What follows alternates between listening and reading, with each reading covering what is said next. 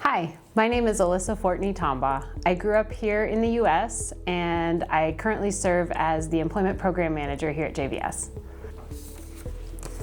What is something people might not know about what your job involves? Working in the employment program, some people may not know that refugees are automatically work authorized when they arrive here. And their status doesn't expire. So just like a regular US-born worker, they are eligible to work with just their social security card and ID. Is there a moment that made you feel especially connected to your purpose here? I think about a Syrian client that I used to work with in the employment program. He was going to be the only person earning income in his household, so it was really important for him to find work. But he was also very nervous. He was from a rural environment in Syria, and so things in Kansas City were very unfamiliar to him. So after we got him hired for a warehouse job, I went out with him one day for sort of a dry run.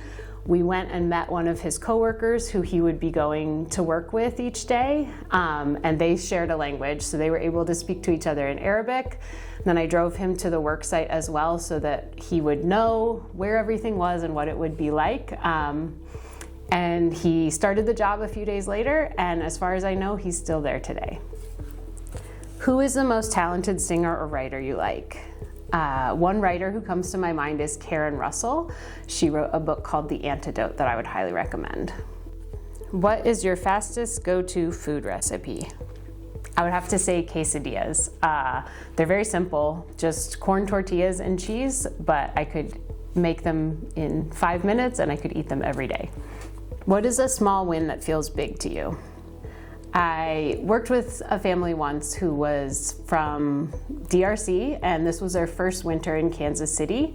And one night they called me or messaged me that they didn't have heat in their house. So they got through the night okay, and the next day I went out to help them.